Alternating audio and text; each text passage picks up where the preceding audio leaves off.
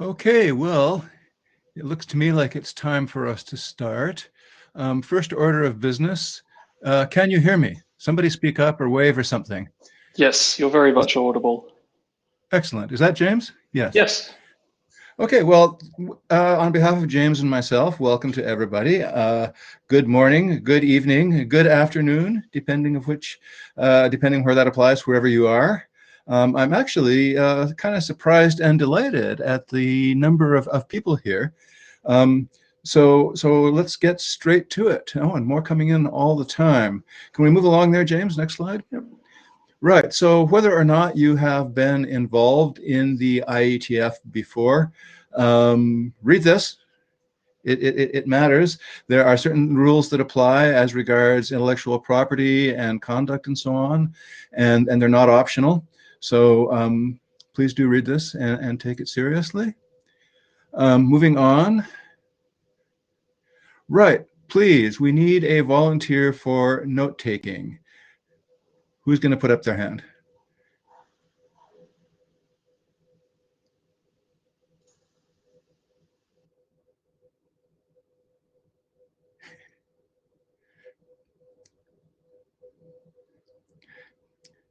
Well, there are lots of people who wrote excellent drafts and have obvious, writing skills. At least one of them ought to be able to take notes for us.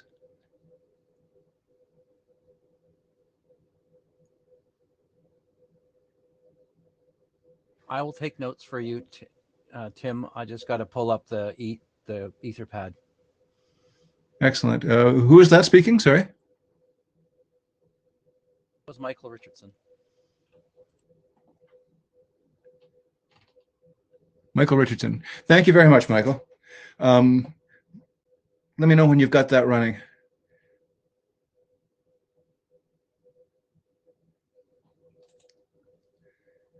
Asking for a Jabber scribe. I'll just keep an eye out on Jabber. If anybody is unable to use their mic, you can just prepare and send a message in the chat with Mike at the start of it, and I'll do the talking for you. Excellent. Thank you for that. For those of you who haven't used the interface before, you can detach the chat so you can see both the user list and the chat. That's quite useful. Okay. Thank you both for pitching in. Now, if the agenda that's posted as the agenda was very minimal, but then there's a larger agenda. Maybe, James, we could look at that. And before we do anything else, just a couple of words. My notion was to see if there were a few sort of big and unsubtle issues that we might have a good hope of making progress on here in real time. But I'm not religious, and I don't think James is about this either.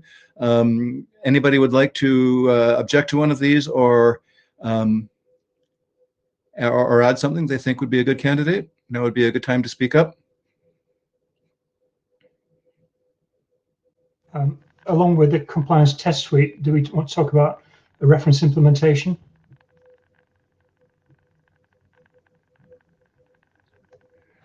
What do people think? I mean, there are lots of implementations out there. Yeah, I was thinking of one.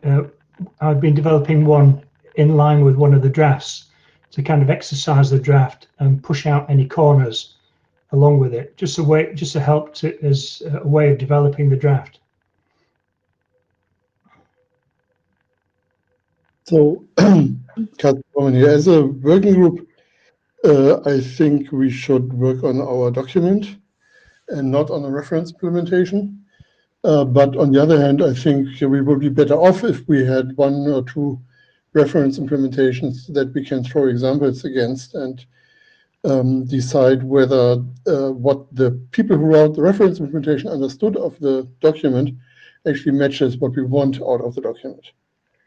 May I suggest that what we do is when we get to compliance test suite in the agenda, we cover that together with a reference implementation, since the two are closely linked.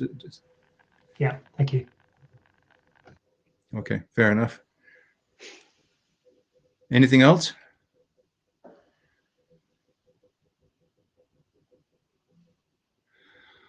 Okay, without further ado, then let's get into this. Now, the general issue here is the writing and review process. There are, the vast majority of working groups these days, I believe, are using GitHub and a sort of a hybrid approach with GitHub issues and on working group mailing list conversations. There's a couple of decent RFCs that describe the process, 88, 74, and 75. And I just wanted to avoid future surprises by putting this on the agenda and giving anybody a chance who has strong opinions about the way we should do things to speak up now. I think that the process is working pretty well across quite a few working groups, but if there's somebody who has deep objections to GitHub or to doing anything on the mailing list or wants to approach this in a non-typical way, now would be a good time to speak up.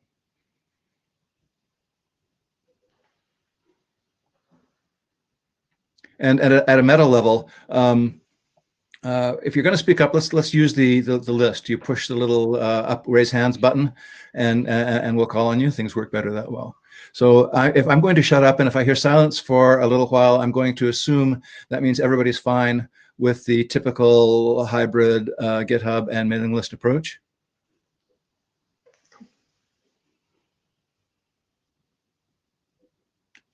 Okay. So found. Excellent. Now, there's one meta issue. James and I have been discussing a bit about, so we're going to have to name an editor or co-editors. And several of you have expressed willingness to put cycles into that. So thank you so much for that. It's so great to have people who have energy to do that. Speaking, personally, my instinct, and I've talked about this to some, really seasoned IETF hands, is to have, fewer rather than more editors. So I think most likely we'll probably want to ask one of you to step forward. And the idea is that if you're not an editor that unleashes more energy you can put into the discussions, and we'd like to have lots of people putting energy into the discussions. So thank you for that, and James and I will think about it and probably have further conversations with you folks. Okay, we have 2 existing input drafts. We're going to have to get to the point where we have a succession of working group drafts. I think people on the call probably understand the normal process that works. You have working group drafts, and we have consensus calls and update the drafts, and eventually we're all happy and take it and convince our ADs that things are fine and take it forward. Does anybody have strong opinions on how we should move from our existing 2 drafts to a consensus working group draft?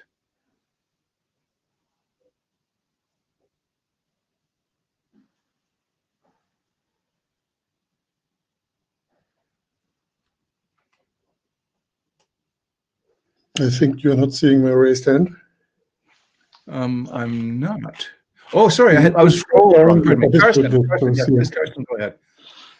Yeah, so we have 2 drafts. One was essentially generated from the original 2007 article and essentially just updated a little bit, but not completely, for 2020.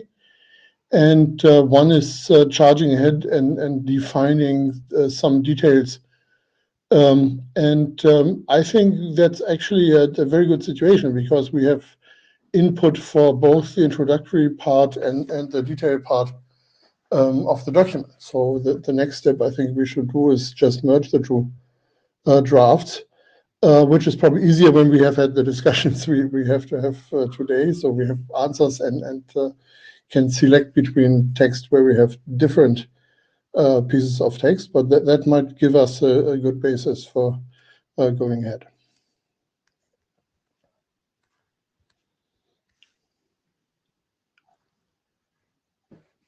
I guess the question I would have to the working group is: do we have? We've got Glenn here, so we've got the editor for one of the documents. Without me having to scroll through, would both of the editors to that be willing to put in the time to help editorialize what would then become the starting working group adopted document? Do you mean both of the editors of that, or the editors of both those? The former, not the latter.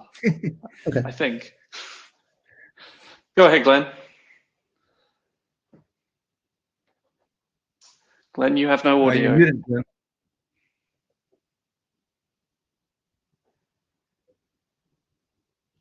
No, you're still muted. Okay, I have to join the queue and unmute. Thank you. So Edward Suroff and I were nominally editors of the other draft. Marco has been joining in the writing process, so I don't have a strong feeling about continuing. I'm happy to offer that. If anybody else wants to kind of take the lead on that, I'm very happy too. I think Edward has got some time available. I don't know if he's on the call. He seems to have had less time available more recently, so I suspect he's not in a position to offer that, but I'm guessing there. Okay. So I think I'm hearing consensus that nobody is religiously attached to the notion that it must start from document A or document B, and nobody is objecting to the notion of creating, a working draft taking input from both of them. So would I be correct in saying that's the feeling that I'm hearing?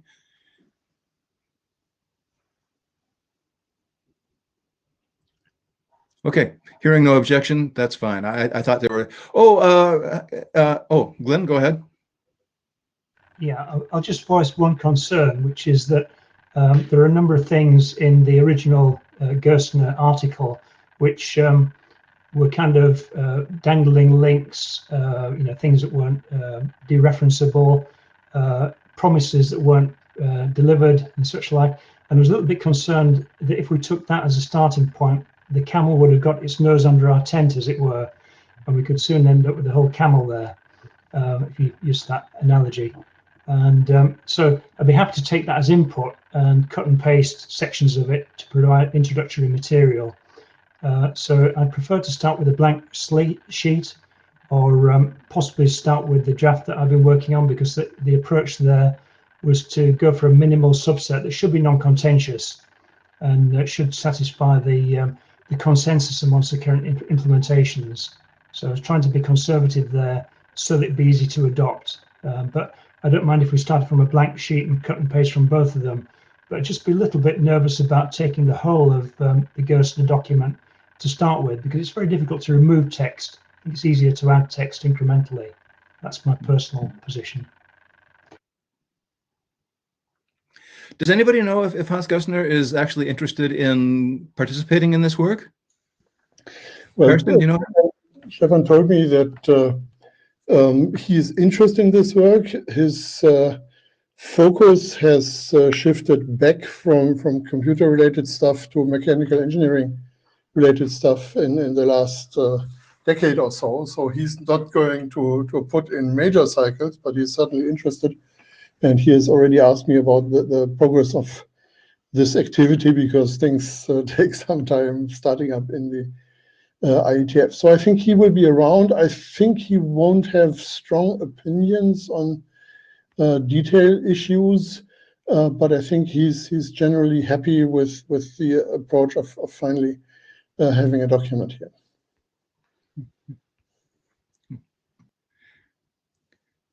Karsten, you're at the front of the queue. Is there anything else you wanted to say? I just wanted to say to Glenn that I'm a part of the people who find it easier to delete text than to add text. So maybe we have different sets of experiences here. Of course, not all of the original 2007 article has become true. So we will have to look at that. And that's maybe a welcome opportunity to actually check whether there are maybe some nooks and crannies of the JSON path universe where some of this has actually happened, and that we may have to look at. But yes, so there is an appendix that describes the current implementation of 2007, and that's probably not useful anymore at this point in time, and so on. Excellent. I mean, I like what I'm hearing. It sounds like nobody is particularly religious about how we're going to use this, and we'll use the material from both of them to work towards an actual working group draft. Great. Okay, so I think we all understand where we stand on that one. Does anybody want to say anything else about the existing drafts and how we're going to move forward?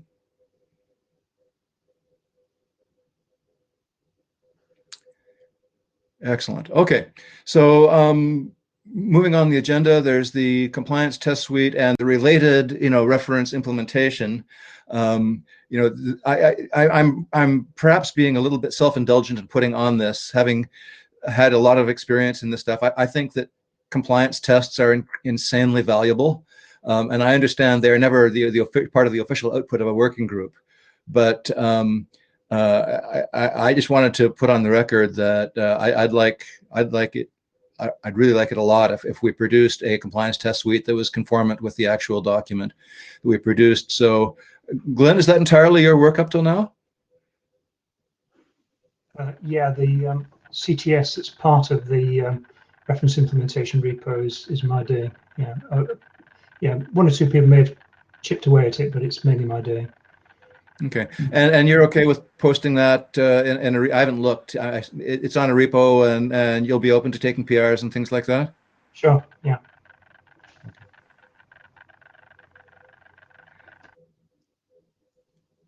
Any other opinions on test suites and reference implementations, and anything we should be careful to do or avoid doing? Glenn, go ahead. Yes. An approach I took with this test suite was to make it lag strictly behind the draft, because it's easier to get ahead of the draft, and then you end up with essentially tested behavior that's not specified, which I think is anathema to this group. So I kind of recommend that approach, really, to try and if there is a reference implementation, and certainly if there's a compliance test suite, to have it lag behind the words in the text rather than get ahead of the words in the text. Of course, we can do branches to experiment. Cool. Thank you. Karsten?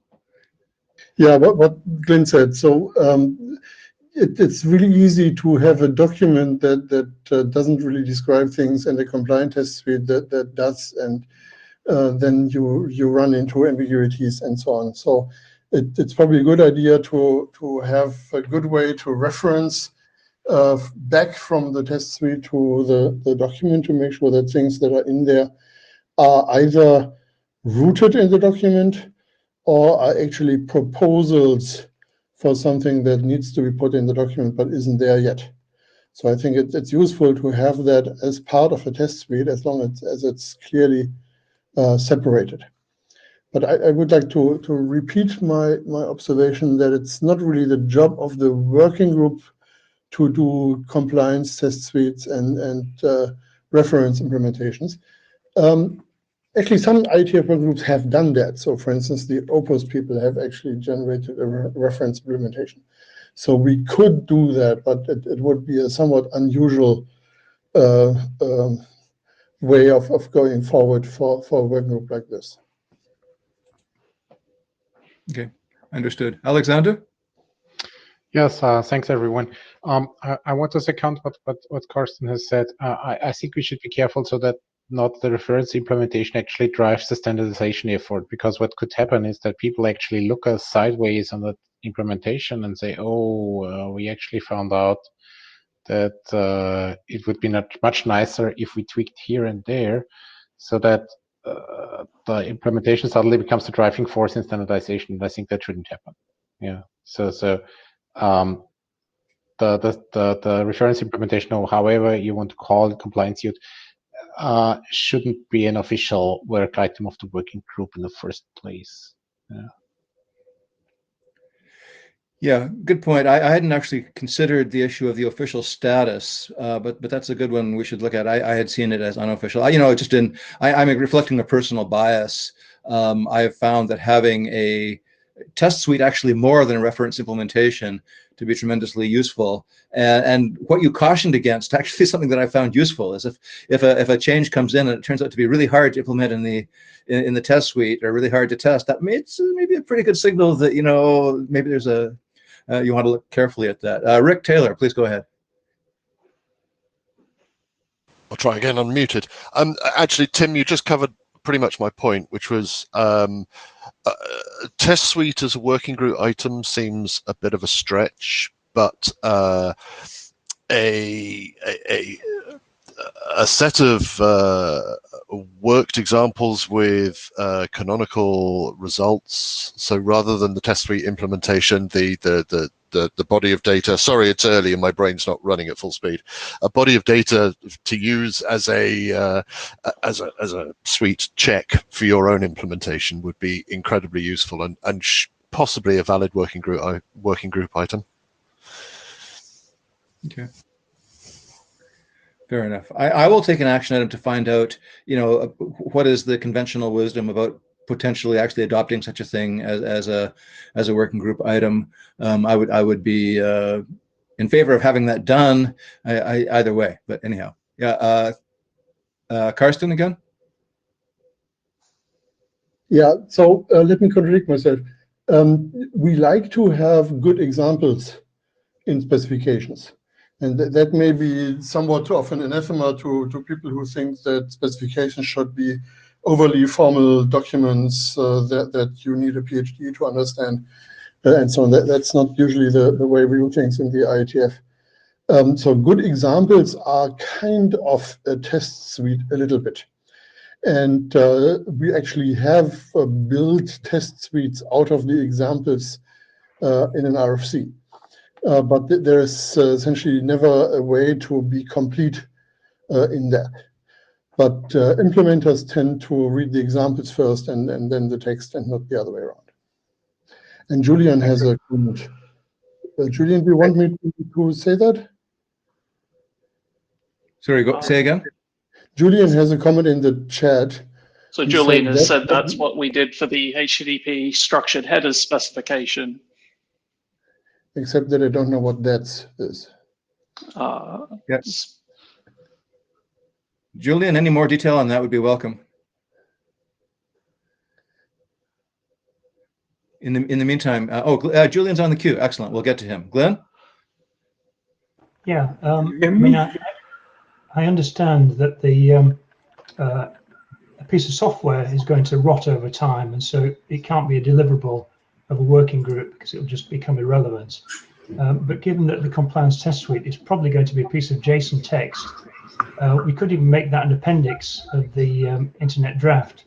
And that's probably a really bad idea, but I'd like to understand why. And could someone explain why we shouldn't do something like that? That's definitely an interesting idea and something we should explore. Alexander? Thank you. Actually, it just came to my mind. I see one opportunity and one risk in that compliance test suite. The risk is that any implement of any JSONPath implementation would run their code against that compliance suite and consider it 100% compliant, even if that compliance suite probably doesn't cover 100% of the specification. That's the risk that I see. So we need to be very clear on what that compliance suite does actually cover. And now to the better thing, to the opportunity. I think as soon as we have an RFC on JSONPath, the IETF will want to have a validation tool that whenever JSONPath appears in their documents in future drafts, they want to validate it. So you might want to talk to the IETF tools people to see if they have experience with other languages that they integrated into the authoring tools. Interesting point. Mm-hmm. Julian? Hello, can you hear me? Yes. I had to grab a headset, sorry. So the HTTP structured header spec is something that defines a new microsyntax for header fields in HTTP. So because of the many differences that we have in header syntax. So this is essentially a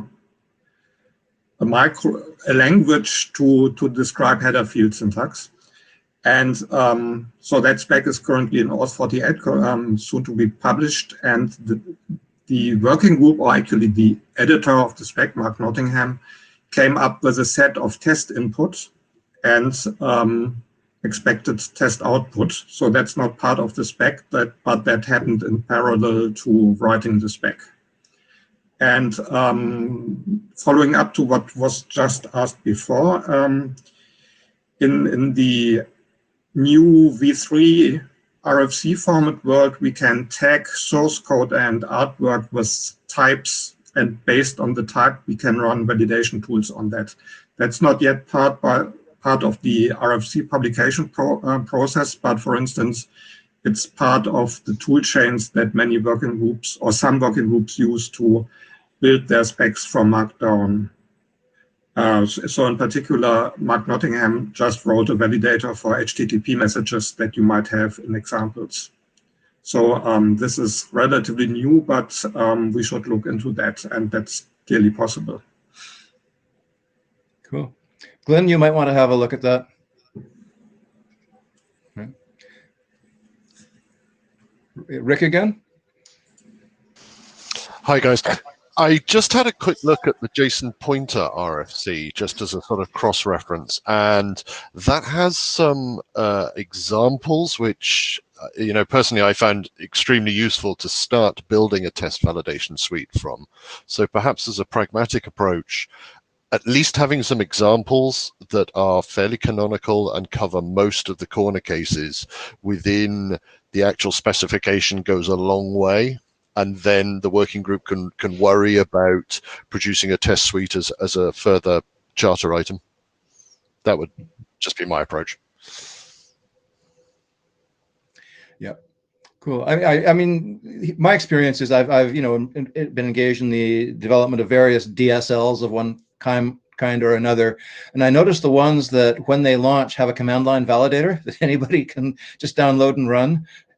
People find that just insanely helpful, and I recognize the risk that somebody might over rely on that and assume that if it passes the validator, everything's fine. But still, it's a useful tool. Okay, I think I'm hearing Julian. Go ahead.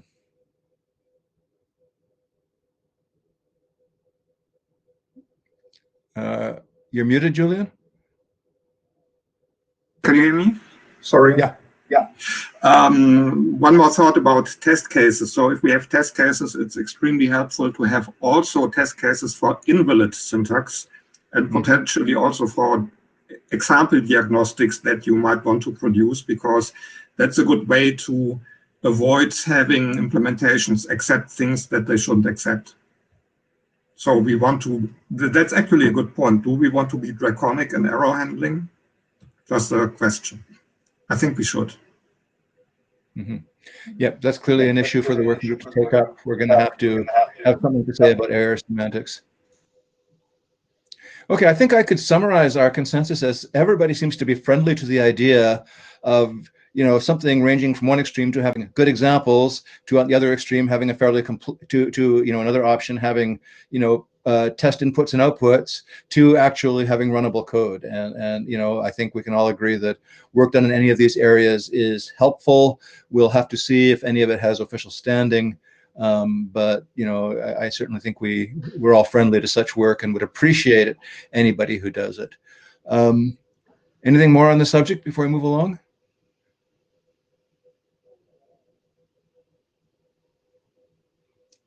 Okay, that was useful. Thank you. Okay, an actual material technical issue, and maybe we can settle this. So as everybody knows, the original Gessner spec specifies syntax for how a JSON path could reach out and invoke functions, but didn't actually specify anything about what the functions would be or what language it would be. And various implementations have done various things. And I would be very interested to hear the sense of the working group as to, well, what should we do? I'm not going to constrain it at all. What should we do about this? Who'd like to have an opinion about that?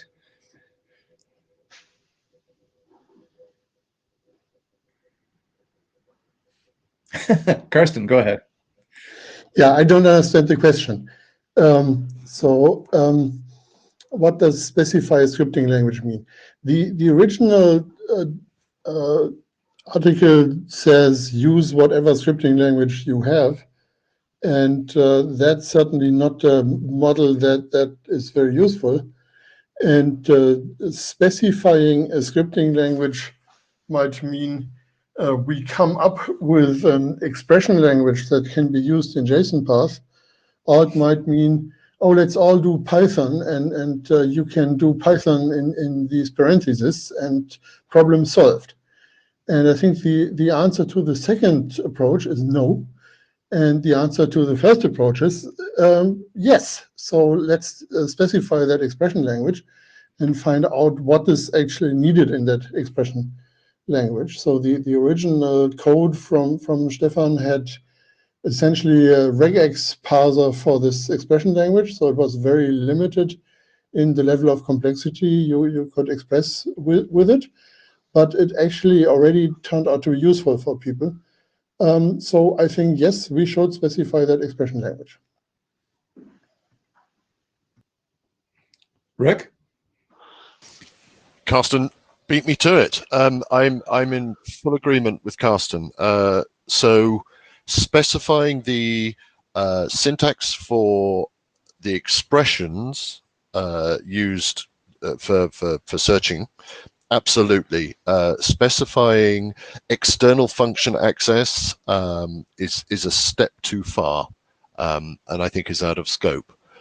Having implemented JSON path parsers in non-scripting languages, the ability to have a constrained but reasonably flexible expression language is incredibly powerful, and I really support that effort. But expecting that your entire implementation is JavaScript or Python or whatever, that's a non-starter for me anyway.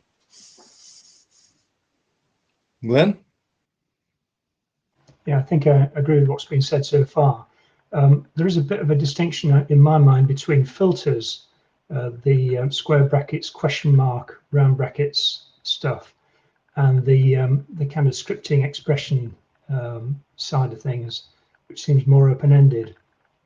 And certainly when I've implemented this in the past, the filters came out fairly cleanly and didn't seem to, there's quite a lot of consensus amongst the implementations about what filters are valid. But on the other side, there was complete lack of consensus. And my concern there is just how would we, as a group, come to any kind of consensus? Because I could imagine people just arriving at a late stage and saying, oh, what about this function? What about that function? And, how does that work in the IETF? Because there's no kind of defined membership of the group, and there's no bound to when the discussion's over, as far as I can tell. Well, on the latter, yes, there is. When you publish your RFC, you've published your RFC, and it's immutable. Now, they can be replaced or superseded by subsequent RFCs, but I think we probably don't want to become like another ECMA owning a language for the foreseeable future.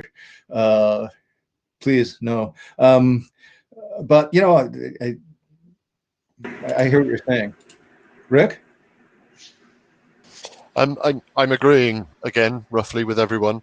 I think the tipping point with filters, from my implementation experience, is when language features such as the name of the type of the property attribute is string, then you've sort of crept into language implementation detail. When it's, is the length of the string less than 10? Fine. Is the value of the property 1.1? That's all great. But when you start to implement what looks an awful lot like language implementation features, I think that's the line in the sand which we shouldn't cross as a working group. Then we invent another language. Julian? As the topic of extending this thing later, like in a subsequent RFC came up, we absolutely need to be sure that we define what is an extension point for the future and what is not. So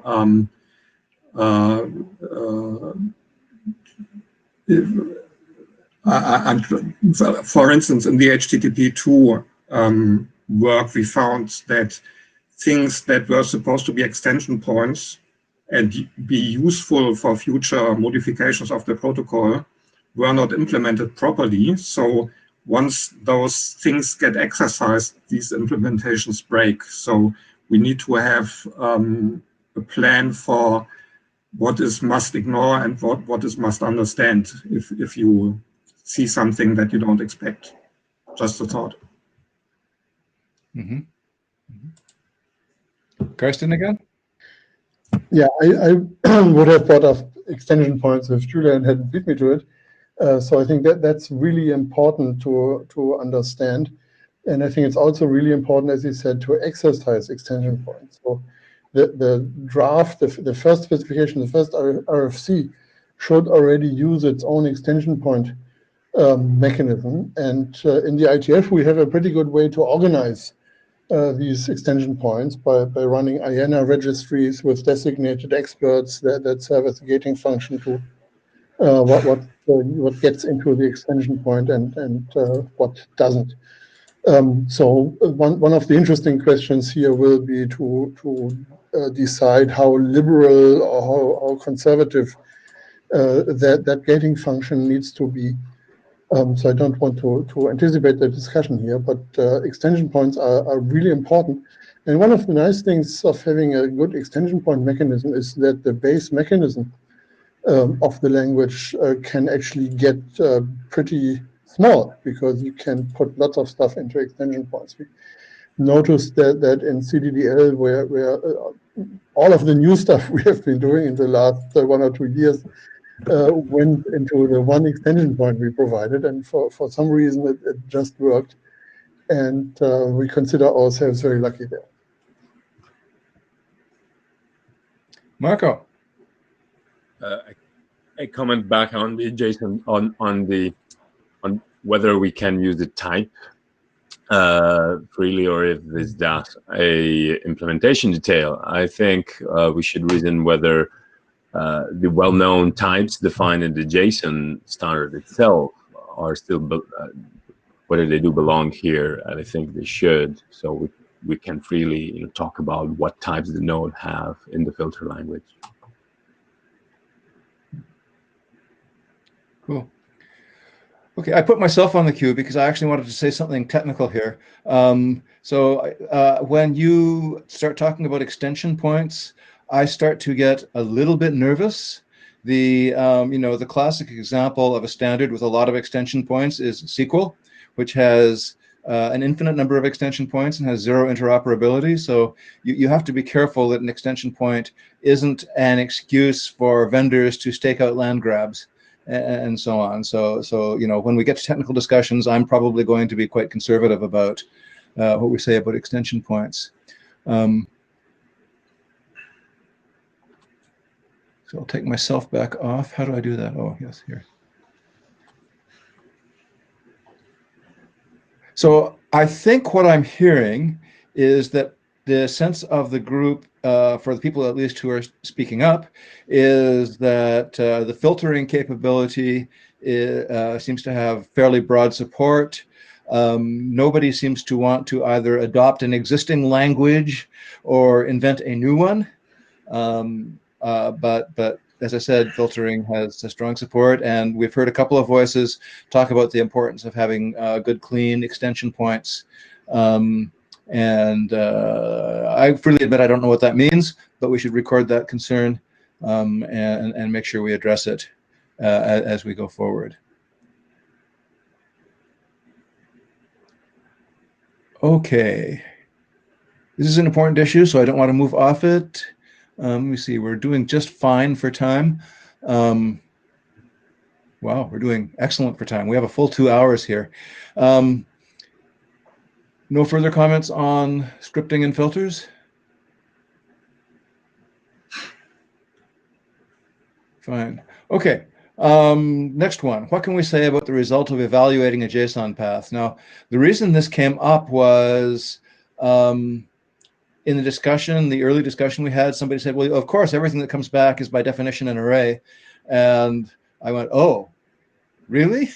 And so clearly the document you produce has to be very clear about the syntax of, what's legal in a JSON path and what it means.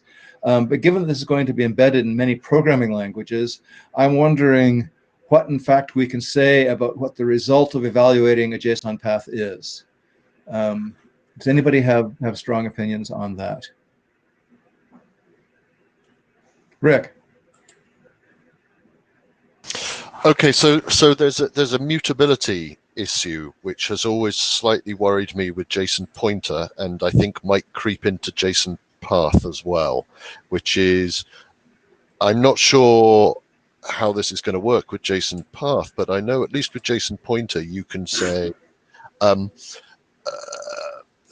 sorry, let me rephrase that. Ignore the JSON pointer comment. If you're returning an array of results, then that array is effectively you're creating an array and returning it. So find me all the items with a property of red within this large data set, and that will return you an array of the 5 items that match your filter. That is a new array that's required a memory allocation and requires some sort of maintenance using your if you've got a garbage collected scripting language, that's absolutely fine. Compare and contrast that with a filter which will only return you the one result you're looking for and can effectively return you a pointer to an existing item and requires no memory allocation. As a little bit of background, I work for Airbus, I work in the aeronautical industry, and bizarrely, we actually use a lot of these so-called scripting style languages, but we use them in very formal environments where we care a lot about memory allocation and a lot about performance. And this applies to IoT and embedded as well. So having the standard result set from a JSON path expression be something that has to be has to be allocated and returned is something that needs some consideration. So for example, in my implementation, I effectively have 2 code paths, one which will return you pointers to something which won't touch the structure, just reference into that existing structure, as compared to a completely different JSON path function that will return you a new collection of results that you then have to go and handle and own. It's handing you out the pointers, you have to free them. And that is a consideration that sometimes gets missed when you're coming from a garbage collected scripting language perspective. Interesting. Julia. So thinking about what a program could do with the result of a JSON path query, isn't one obvious use case something like find these things in my JSON, and once I've found them, I want to delete them? So that would mean that returning an array containing copies of these items will not really be helpful, right? Because then you would need to go back to the original JSON and find these nodes. At the point of running the JSON path query was to find these nodes, right? Just a thought. And the takeaway from that is that there are different ways to use the result of a JSON path that are wildly different in the requirements they would impose on whatever comes back. Don't know what I take from that, but it's an observation that sounds true to me. Glenn. Yeah, I'm sympathetic to that issue of memory allocation. And one of the implementations I worked on had essentially a DOM of the JSON file as input and a collection of pointers as output into the DOM. And the reason for that was so we could mutate the contents and then produce a new document by picking out particular points and mutating the nodes. But I think the crucial thing for me is that in the spec, we need to be very clear what the difference is between a single node result and an array of length 1. And I think in the past there have been some ambiguities there and confusions. So, we might want to give options to return a single item, but we need to be really clear in the spec when it is a single item, when it's an array of length 1. Okay. Karsten. Yeah, so basically I think the abstract model should be that we get a JSON tree as input, and this JSON tree has positions in it, which are the various places in there, the branches and the leaves and so on. And then what a JSON path spec gives you is a set of those positions, subset, or essentially a mapping of these positions to a Boolean, or however you want to think about it.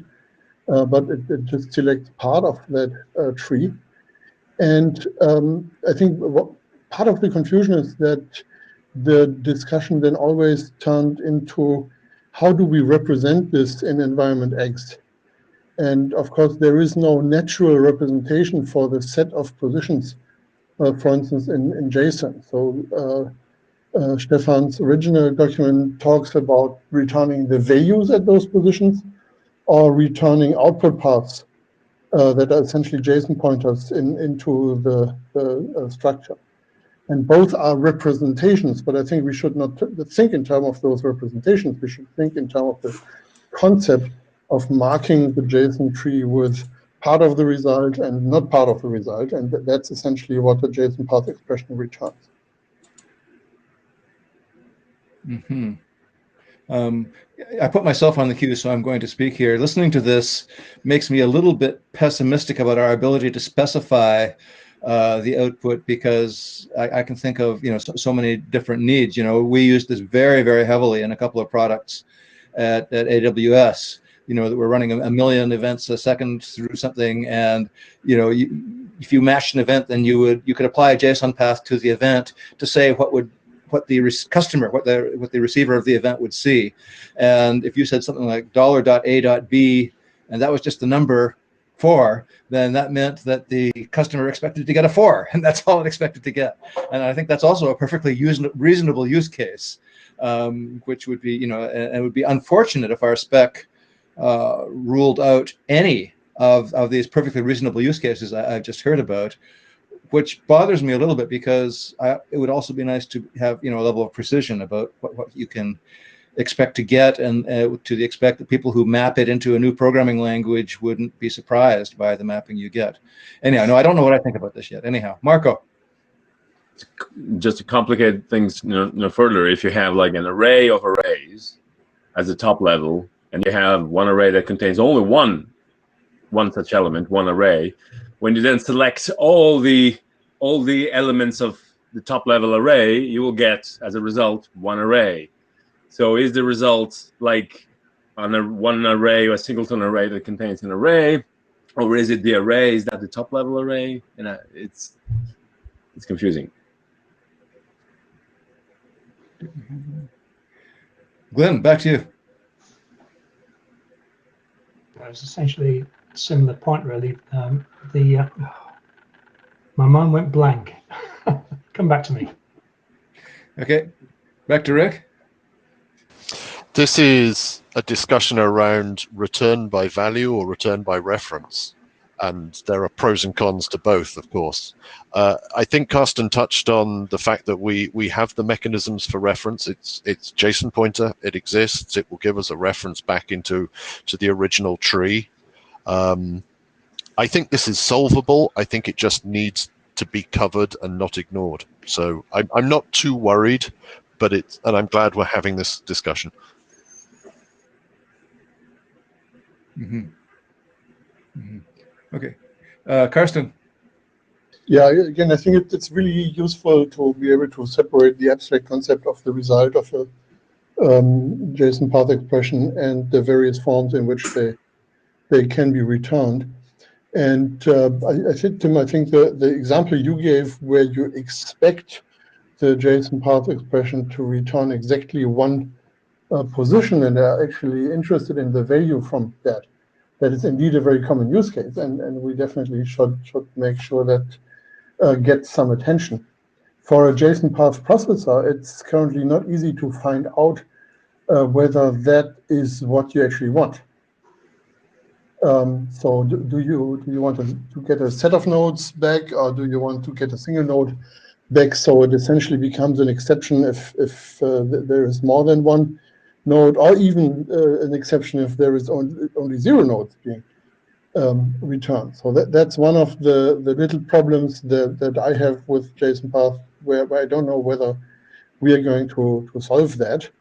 But I think the model, the high-level model, should be flexible enough to actually address these different use cases.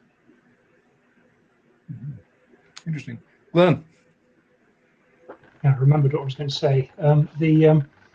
I'm sympathetic to the idea of an abstract model, and the idea of just coloring a tree to say which nodes were selected is great. But looking at the consensus of current implementations, that excellent project that was done by someone else, which covers 30-odd implementations, that there is often duplication in the outputs and questions about the ordering. And if we settle on an abstract model that rules out that, then we're going to cause pain for all the implementers migrating to the standard. So I'm just concerned about being overly prescriptive.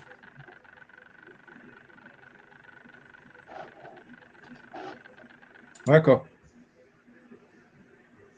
Yeah, I mostly wanted to double down on the fact that I don't think it's the biggest problem here is the distinction between reference and copies, and the allocation comes from the allocation problems comes from the selection problem. So the arity of the results is what I think is what I think matters most here. Is, do we want to force multipolarity, or do we want to somehow automatically detect the one versus multipolarity, or do we want to let the user select in the syntax whether they do expect one result or multiple? Mm-hmm. Rick?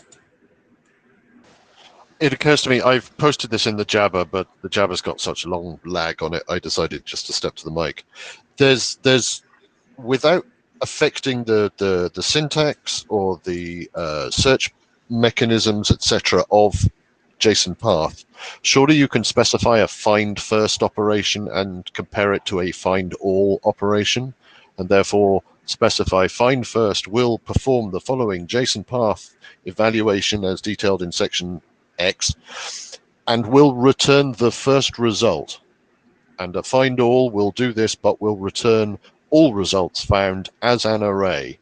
And you can also add a sort of a second dimension to this to say find by return by reference or return by value. So as an implementer, I can say, I don't care about these by values because in my environment, it's not important. I will return via ref, and we can specify by reference means return a JSON pointer, as in RFC, I can't remember the number, but it's specified. So I think that gives us the flexibility without having to have different expression forms or different search path criteria, etc. We can still have that standardization of how you find these things. But depending on how you call them, answers, do I end first and return a copy because I'm doing something deeply asynchronous and only care about one, or do I actually, am I just doing a search over a DOM tree where I want to find some of them, but I don't want to get the cost of the copy? But still, the syntax of doing the search itself is the same. That would be my compromise. So I put myself on the queue to ask you a question, Rick, which is, are you proposing that we actually specify an API saying, I want pointers or I want values? Sorry, can you say again? You broke up in the middle of that for me. Sorry. Are you suggesting that we actually specify an API whereby the user of a JSON path can say whether they want references back or values? I'm not sure I go as far as an API because we step into, well, what's the binding for my favorite language? But I think some elegant way of saying an implementation may provide a mechanism to return by value, and here are the considerations that need to be applied, or a mechanism that should return by reference. And when we say reference, we mean JSON pointer, which would be my proposal, and the following things apply. And you could have another section which differentiates between find me the first and find me all with relevant considerations. But don't say, and here's how you do it in Rust, and here's how you do it in insert favorite language here. That's not going to work. So really, this sounds like you're suggesting some non-normative implementation guidelines as part of the document. Is that right? I would go for normative to say, look, the working group has realized that there are use cases where you want one item, and you can stop the search as soon as you hit one item. But there are also use cases where you want all, and there are an implementation may realize that there are performance implications, etc., associated with finding first and finding all. So this is, or should it be normative? I don't know, but it should definitely be strong guidance for implementers to say, really, you should implement this twice. And if this if the output of the working group is picked up by ECMA or the Java standardization guys or whatever, and they say, well, yeah, we're going to have this in our next version of our language, then this guidance can apply to them to say, you need to consider this conversation. Go. I've heard that we're just about to get a reboot of the entire infrastructure for this, and we'll be offline for about 5 minutes. There's a problem with the chat, which has broken everything, and so they are rebooting the entire MeetEcho infrastructure. So just so you know when you disappear. Okay, well, let's keep going till we disappear. This is I'll give way to Carsten. I'll give way to Carsten. Yeah, I just wanted to point out, you said find first. And of course, another interesting case is find any, which is different from find first, that you don't get a guarantee that it's actually the first. Yeah, I think that's interesting. Clarification, yeah. When I said find first, I meant return me the first one you find, depending on whatever the expression may say. I want you to search from the back going forwards, or depth first, or whatever. I mean, so the difference between I meant find any as compared to find all. Yeah. But I heard find first. So I think if the mental model is this model that Lynn called marking the tree, then we can derive those various API variants from that model easily. Yes, absolutely agree. We get a really nice separation of concern. We have one mental model that governs JSON path, and we have the ability to specify a few APIs or abstract APIs that we might want to see. But of course, that not everybody has to implement all of them. Yes. Oops.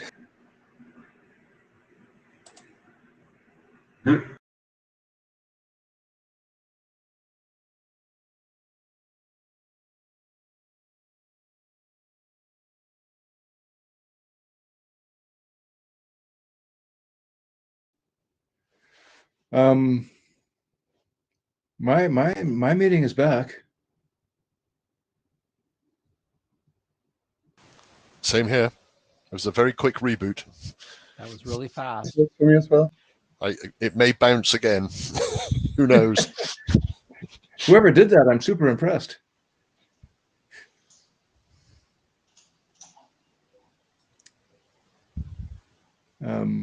James is restarting his screen share.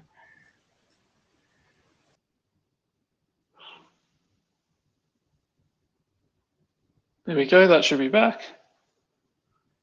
There's Michael.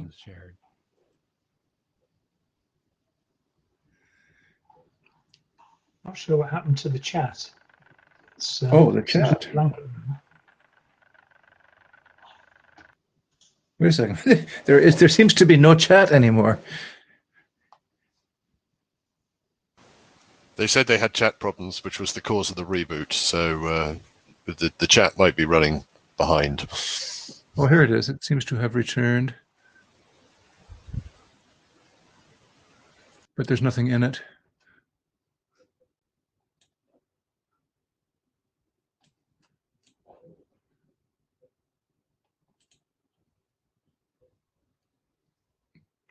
James, your screen share isn't working. It's not vital, but you might need to hard refresh your browser or something. Oops.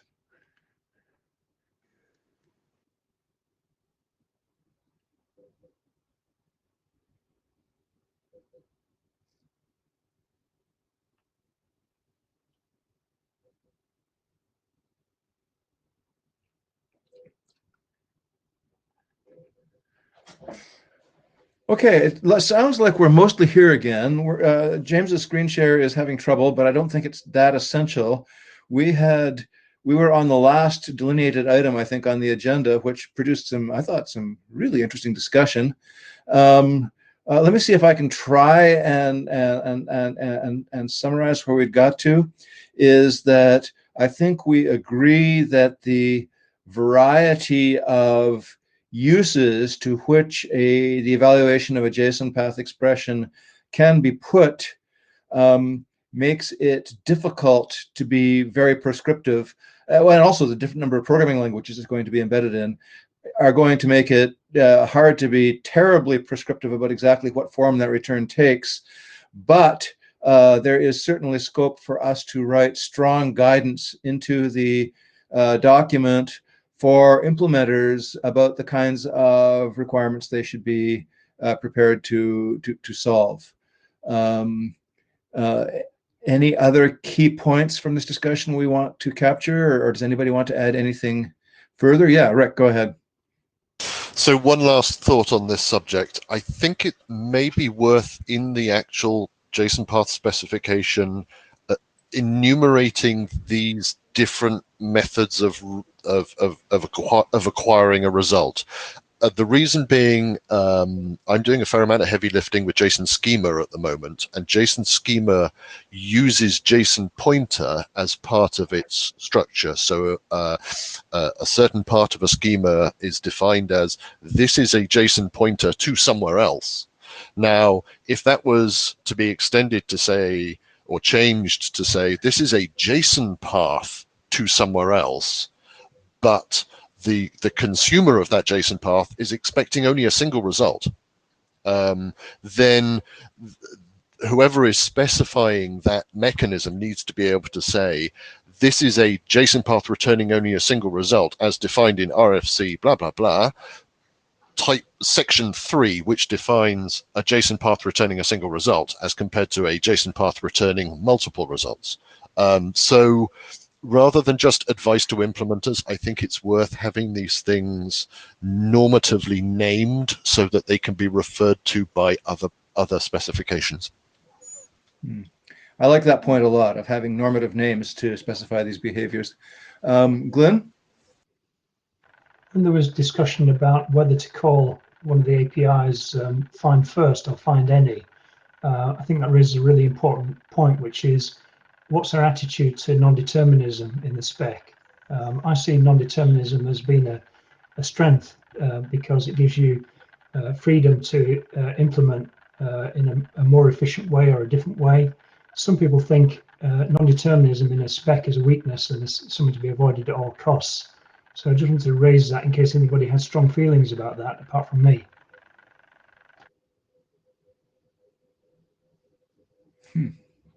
That is definitely a tricky point. And I don't know what I think. Marco? I have some strong feelings against using JSON path as a way to point to things, just because other some other standards of pointers are too weak to actually find their ways through a document that has a complex schema. In particular, JSON pointer doesn't have the ability to find things through arrays. I mean, other than using positions. And so I seen people drawn to JSON path precisely for that reason, for the expressiveness of JSON path. But I don't think you can ensure with JSON path that you are actually pointing to one thing, rather than getting just too much things unexpectedly. So I guess all that I can say on this is that our discussion on this is going to be aided by the introduction of lots of use cases. Fortunately, JSON path is in the field, has been there for a while. It's heavily used. Speaking only for myself, I'm going to have a much easier time understanding these kinds of propositions, saying, well, suppose I have this data and this JSON path in this scenario. Here's what I want to happen. How do we, here's what I not want to not happen. I think that's going to get us to consensus faster. Marco, you're still at the head of the queue. We want to say some more? No. Well, this is interesting, and we're certainly not tight on time. I think we've increased our understanding of the problem, if not of the solution to it, and that's a good thing. Anything further on the result of evaluating a JSON path?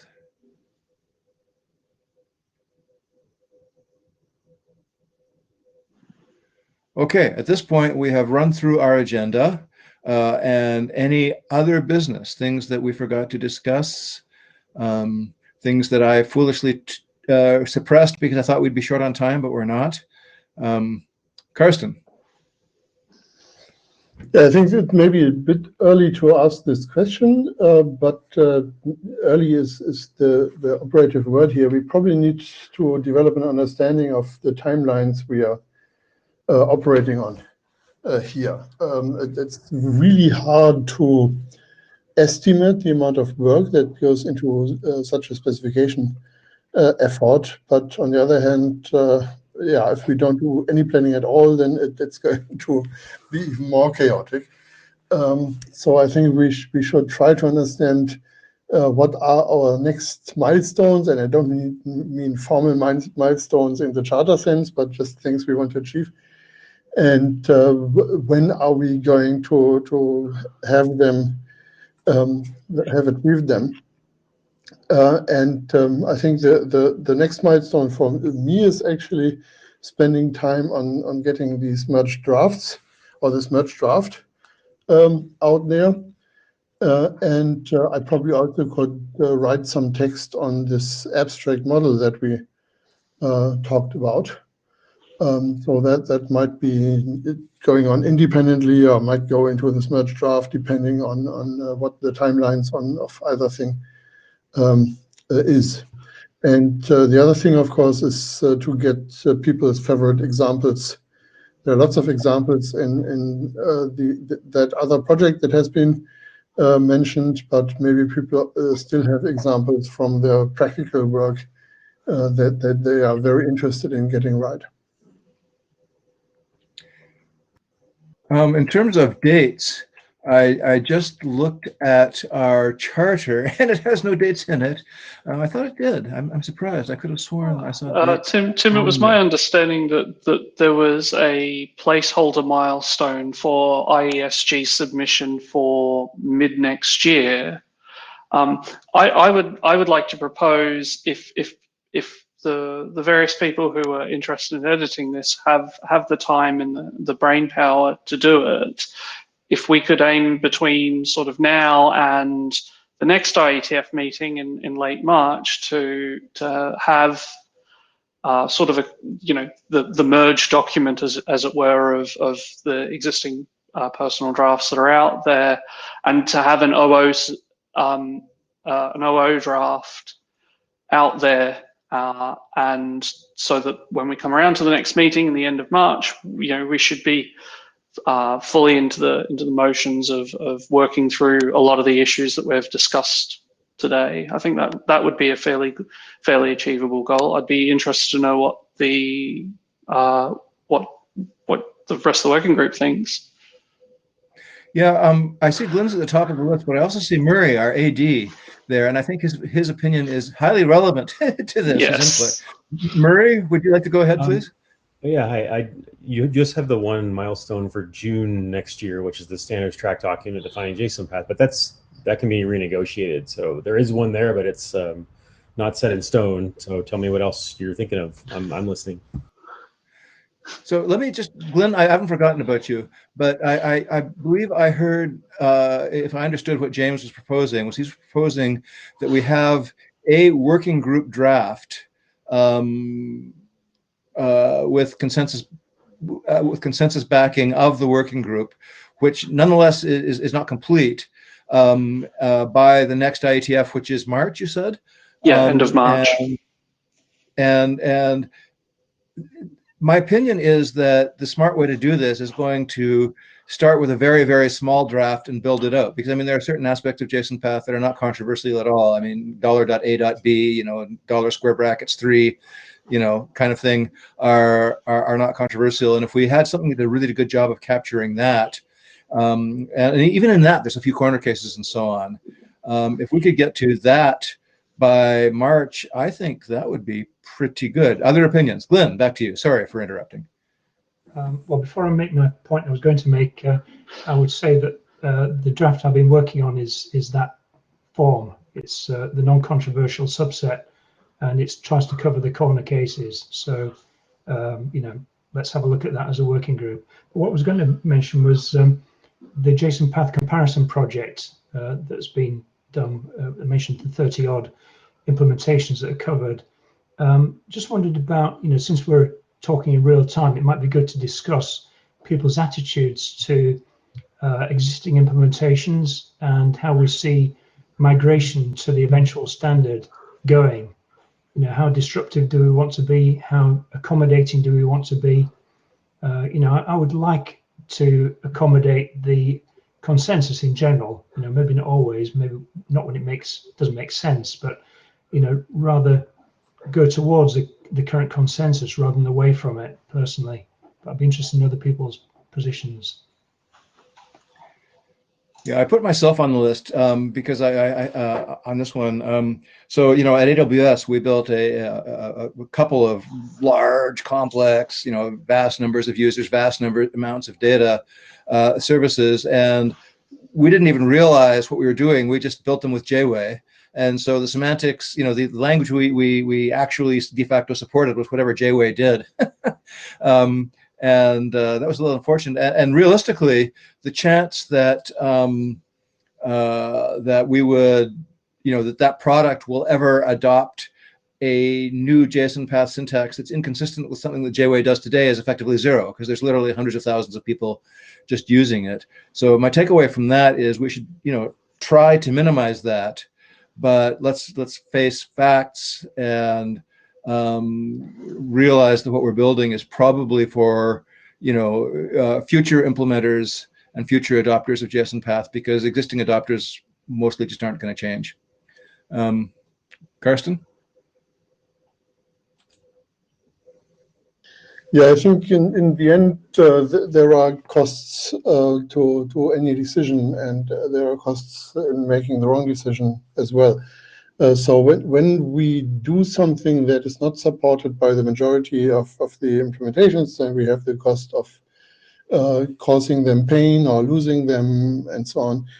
When we make a decision that actually is bad, we cause cost for future users of the specification, and we have to balance these two costs.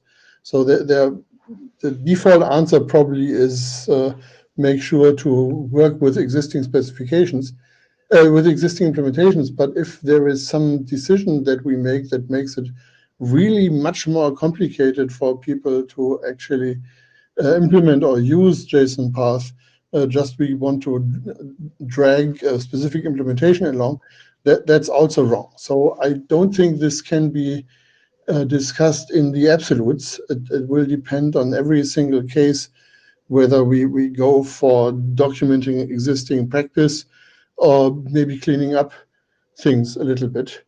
And so far, I think I've heard from most people that there probably needs to be a really good reason to go for cleaning up things, but I would be unhappy if we cannot do that at all. Fair enough. Murray? Just wanted to mention that the charter actually talked about this. We anticipated this coming up, and it talks about how you might break ties or try to accommodate the consensus of the common implementations and that sort. So just, you might want to review that. We can always tweak this too if it needs additional guidance, but it seems like we did think about this a little bit already.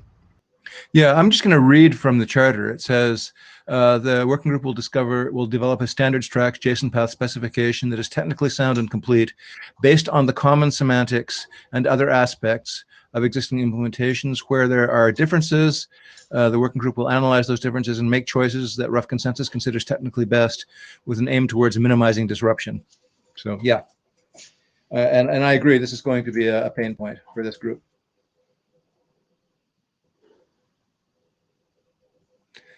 So to get back to where Glenn launched us about target dates, I've heard the proposal of the next IETF for a working group draft with consensus backing that will probably not be complete, but will be correct for the subset it covers. I like the sound of that. Does anybody object or disagree or think that's unreasonable?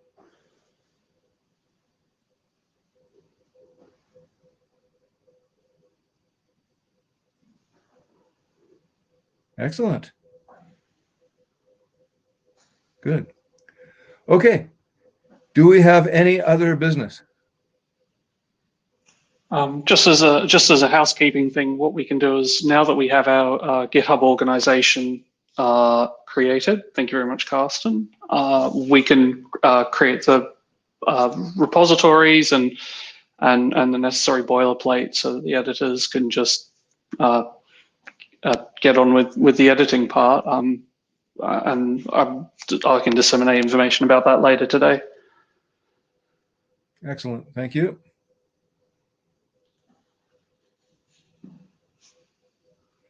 Glenn?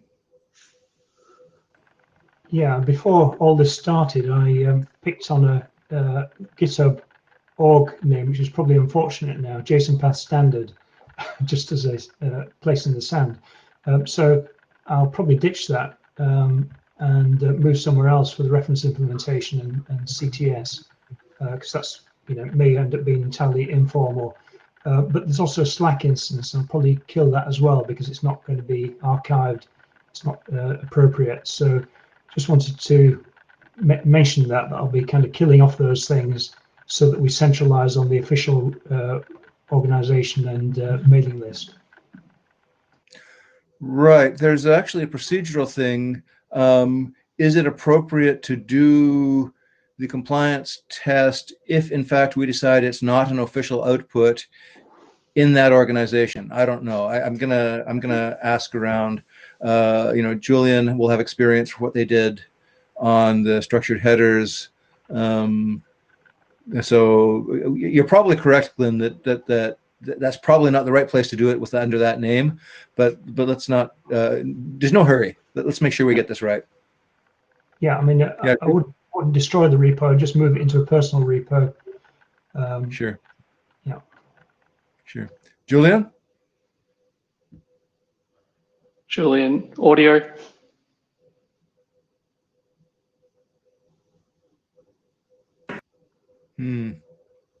We can't hear you, Julian. And we don't have any chat that I can see. Does it work now? Yes. Oh, there you are. Okay. Complicated interface. Sorry. For structured headers, it actually is in Mark Nottingham's private repository. So I think on the working group materials page, we have a link to that test suite or test cases pointing out that is not a working group work item, but it's relevant anyway. So, but I wouldn't rule out that the IETF allows that, even if we don't have the goal of publishing it. So it's worth asking, I guess, the area director.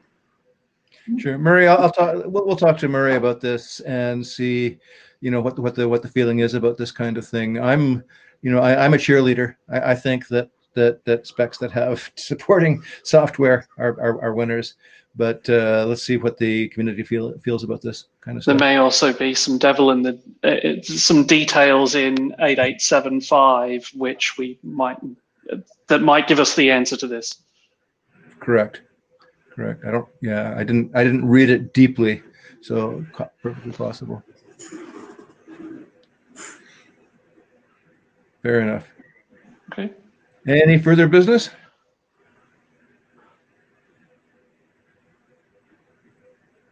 Okay, well, I've learned something about this working group. We get through stuff. Next time we do this, I'll put more stuff on the agenda.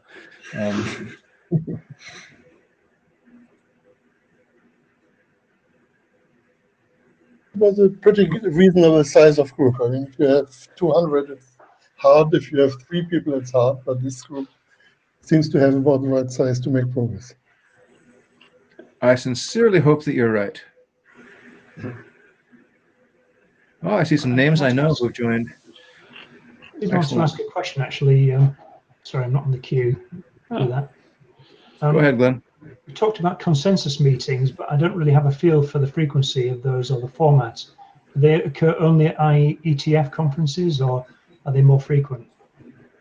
Well, working groups are different. There are some working groups that have lots and lots and lots of interim meetings and address these things. Others proceed, the only time they meet at all is at IETF meetings, and there are, the chair calls consensus periodically, and drafts are produced. Karsten? Yeah, so I think it's a good idea to be very adaptive in that, so that there is no one right answer.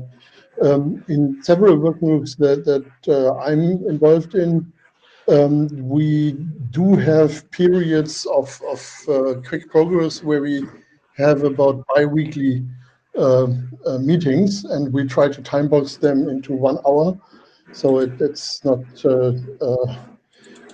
becoming epic, but we can actually use face-to-face time, virtual face-to-face time, to get progress. And we also have, which is very important, milestones to which people have to have their preparations in place. But even those groups who have these bi-weekly periods also have silent periods. So, for instance, the core working group probably won't do another of these virtual interims for the rest of the year, because there's Thanksgiving and Christmas and other holidays. So it all depends on what phase we are in and whether we actually have something to discuss. But the bi-weekly 1 hour format has worked very well for us. Yep. And on the other extreme, I've been a member of one working group where it was all done between a couple of IETFs, and I don't think there was ever a face-to-face. Everything was just done on the mailing list and with consensus calls. So we'll be flexible. I don't think any of us are religious about how to do it. We'll talk about it. And obviously, I think James and I would agree that if people feel the need for such a thing, feel free to say so.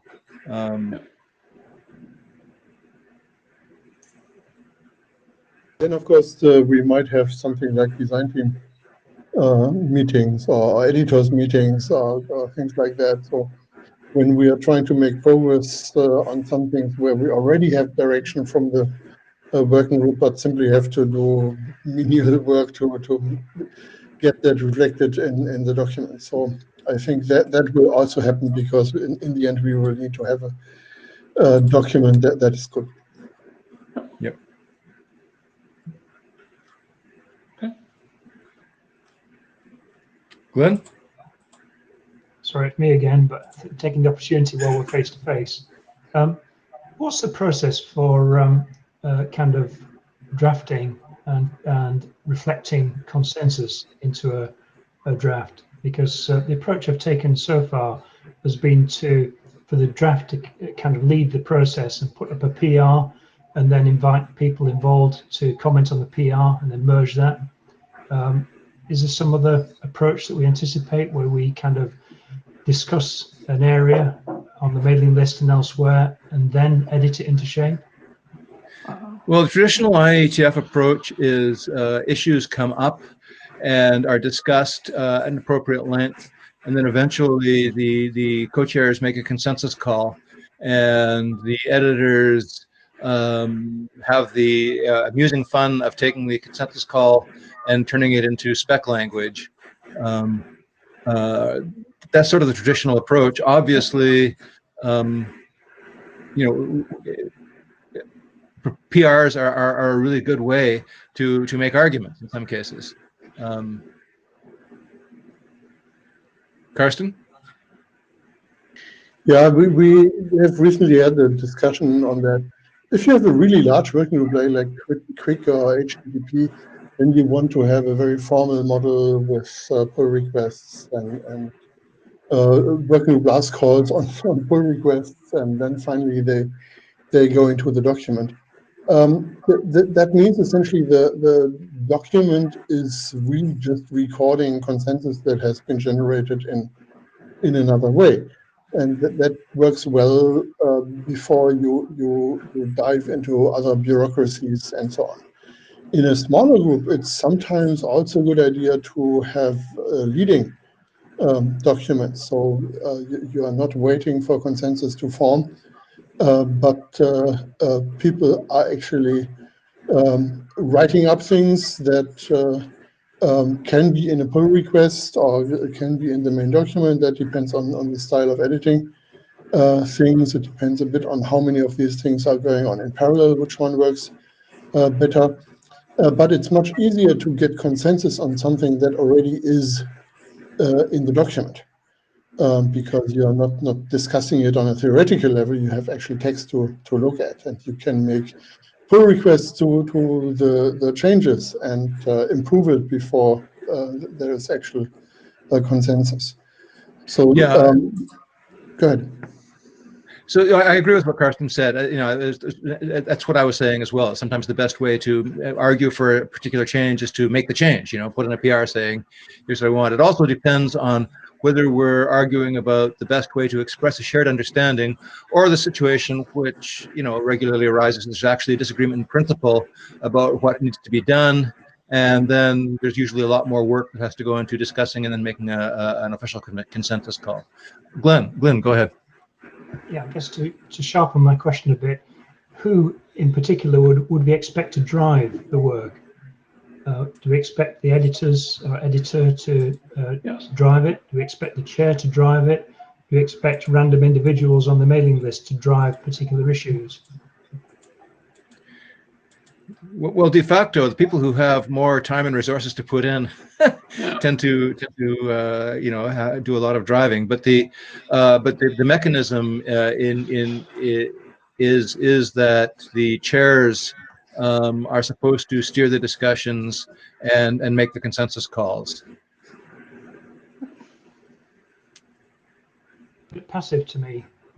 It's like there is a discussion going on, and the chair derives consensus and oversees it. Just wondering, for those of us in the frame to potentially be an editor, I'm just wondering how much we're taking on by agreeing to do that. Well, but when you become the editor, the change control belongs to the working group, and the working group expresses it by debating, and then eventually by consensus calls. In the happy case, where there's a shared vision of exactly what we're trying to build, then everybody pitches in to get to the best language. In my experience, the real difficulties arise when there's genuine disagreement on what the shape of what we're trying to build is. But aside from that, I have not had had a lot of difficulty with the experience. It seems to work reasonably well. Okay. And it's probably worth clarifying that based on how we've been discussing things in our first meeting, I think that we'll be able to come to consensus on a lot of the topics quite easily. And where we don't have that consensus, I think that's the job for Tim and myself to try and work through the subject with the working group to try and figure out some sort of outcome to that.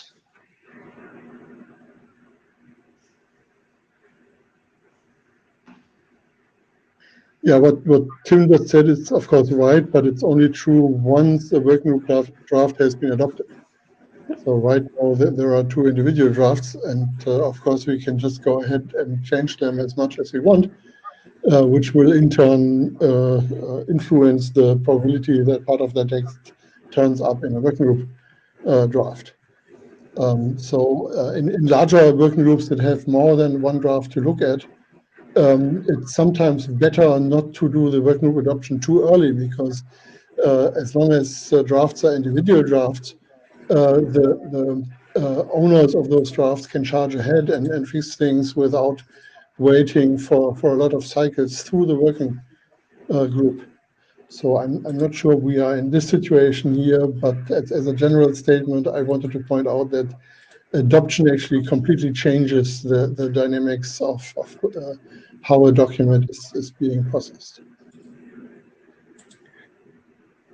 Yes, Glenn.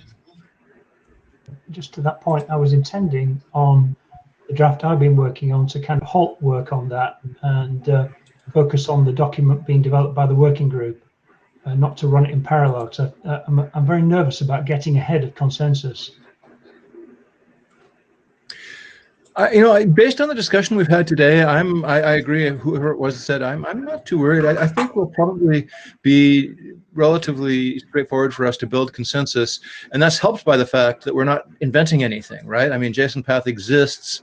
Large parts of it have, everybody agrees what it means, and getting that just written down, the shared understanding in a clean, comprehensible way.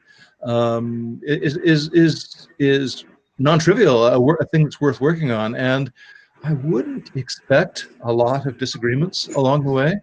But I also agree with what Karsten said.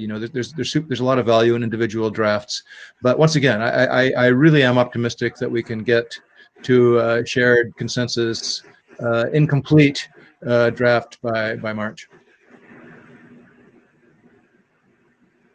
Is it then worth us, just to be explicit and clear, is it worth us just saying that what we could do is adopt Lynn's draft as it stands, with the full anticipation that we would be merging in the works from other documents, the other draft, as well as any other contributions, as the starting point for the working group document.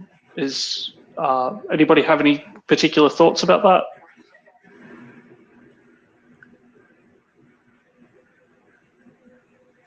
A thumbs up from Marco. Okay, I put myself up, but I'm going to defer. Julian? Can you hear me? Yes. Yep. Hey. I just wanted to know, that's typically something that you do a call for consensus on, either on the mailing list, or I think this Meet Echo thing has a show of hands tool that we could use, which would replace the hum that we are doing in actual IETF meetings.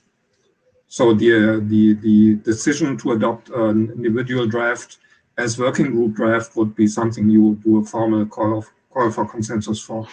Okay. I'm happy to do that as in the Meet Echo now, if that's the easiest way to get to a conclusion on this. And that said, the show of hands or the hum in a working group meeting is taken as input for the consensus finding, but it would still need to be confirmed on the mailing list. So for those who are unable to show up at the virtual meeting or the actual meeting. Okay, we can do both. Yeah. Yeah, I'm a little bit nervous, simply because of the distributed nature of this meeting. I'm really pleased by the number of people who showed up here, which is much greater than I expected. But it is, after all, an odd time for a lot of people, and I'd be maybe a little nervous about adopting based on the basis of a virtual show of hands here, without at least taking it to the mailing list. Sure. Let's take it to the list then. Rick, go ahead. As a chair of a couple of other groups, it's really best practice to handle adoptions on the mailing list. By all means, ask during a session. That's great, but the decision should be on the mailing list really for completeness. Sure. Yeah, I agree 100%. Glenn? I guess the question is, are there any objections here? Because if there are objections here, we could discuss them.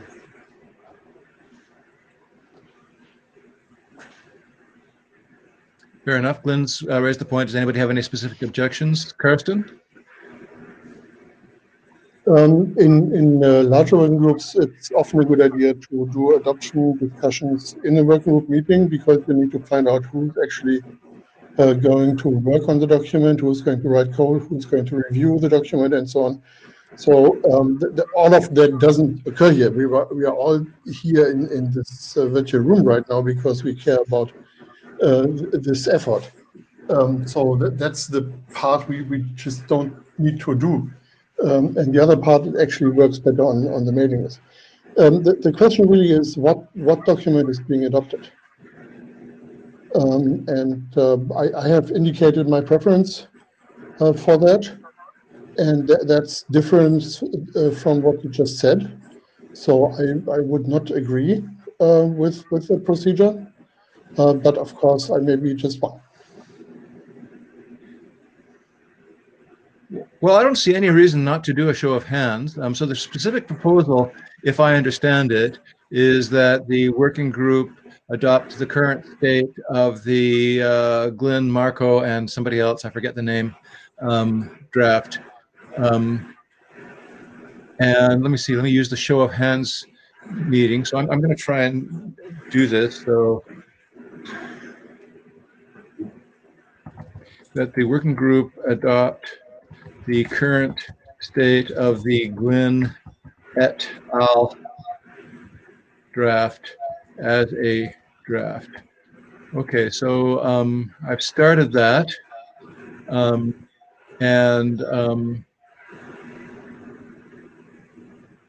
If do people know how to do this? There's a little bar graph thing just under your name. You click on that.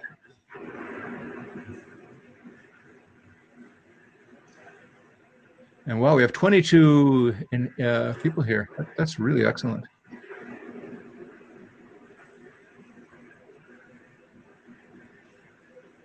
Let's give people a minute. We only have 7 hands raised or not.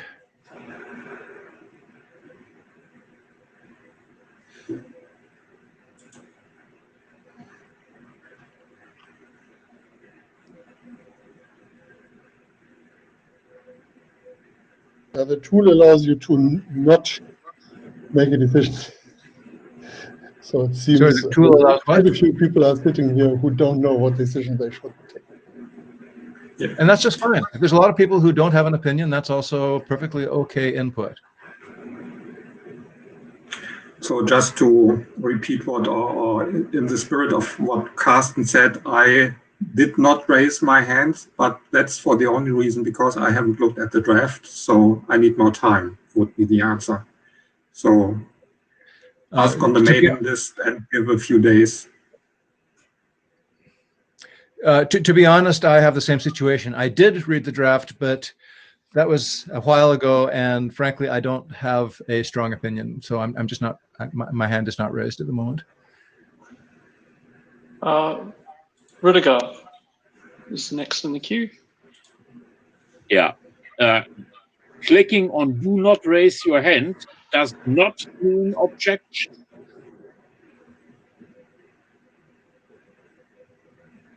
Sorry, please ask that again. I didn't understand. Okay. Clicking on do not raise your hand does not mean objection. It just means you were using the tool. Yeah. Asking for objections would be a separate question. Okay, fair enough. But de facto, there is a real difference between clicking do not raise your hand and not clicking anything at all. Okay, so at this point, I'm seeing 3 hands raised, 6 explicitly not raised out of 22. So that's slightly less than half the people.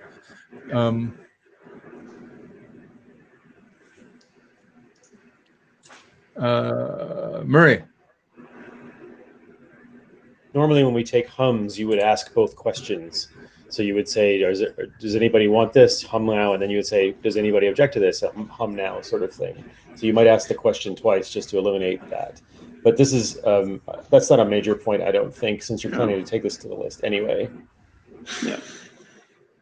No, this is useful input. It shows us that a lot of people haven't made up their minds, that there are people who are nervous about doing it. And let's take this idea to the list. And it also may help for James and I to do our jobs and make decisions about editorial roles and things like that too, to help, help that move along.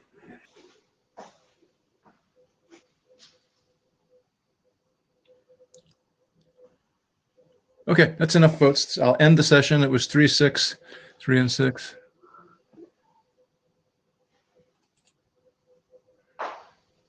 Oops, my meet echo is, well, there it is. It came back. Okay, folks, this has all been very useful. Any further input? Any further business?